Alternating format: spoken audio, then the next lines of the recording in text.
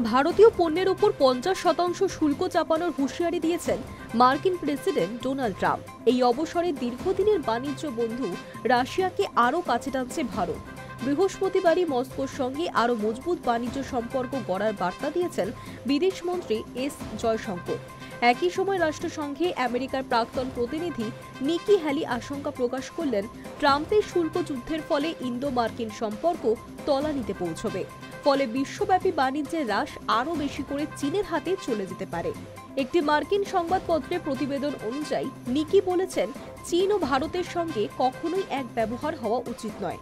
শুল্ক নিয়ে কিংবা ভারত পাকিস্তান যুদ্ধবিরতিতে মার্কিন ভূমিকা নিয়ে বিশ্বের দুটি বৃহত্তম গণতন্ত্রের মধ্যে বিভেদ তৈরি করা উচিত নয় ট্রাম্প প্রশাসনের। একই সঙ্গে তিনি এও বলেন, ট্রাম্প প্রশাসনের বিদেশ নীতির অন্যতম লক্ষ্য কূটনীতিতে চীনকে পরাজিত করা এবং শক্তি প্রয়োগের মাধ্যমে শান্তি অর্জন, মার্কিন ভারত সম্পর্ককে মসৃণ পথে ফিরিয়ে আনার চেয়েও গুরুত্বপূর্ণ।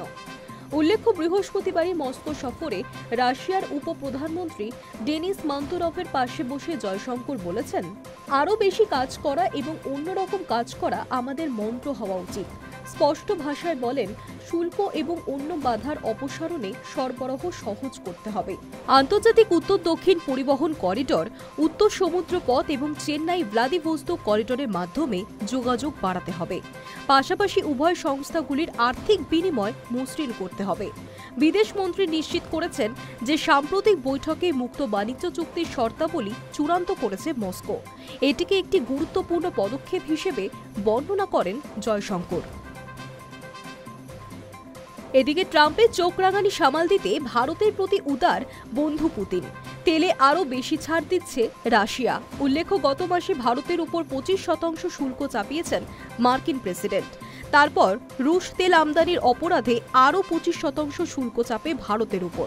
এহেন পরিস্থিতিতে বুধবার জানা গিয়েছে, সেপ্টেম্বর এবং অক্টোবর মাসের জন্য রাশিয়াকে বিপুল পরিমাণ তেলের বরাদ দেওয়া হয়েছে। তার কারণ, সম্প্রতি ব্যারেল প্রতি $3 ছাড় দেওয়া হয়েছে উরালের তেলে। হিসেব অনুযায়ী এই ছাড়ের অঙ্কটা 5%। প্রসঙ্গত, ভারত প্রত্যেকদিন লক্ষ লক্ষ ব্যারেল তেল আমদানি এবং ব্যবহার করে। ফলে প্রতি ব্যারেলে $3 ছাড়টাই শেষ পর্যন্ত ভারতের জন্য বিরাট অঙ্কের সাশ্রয় হবে।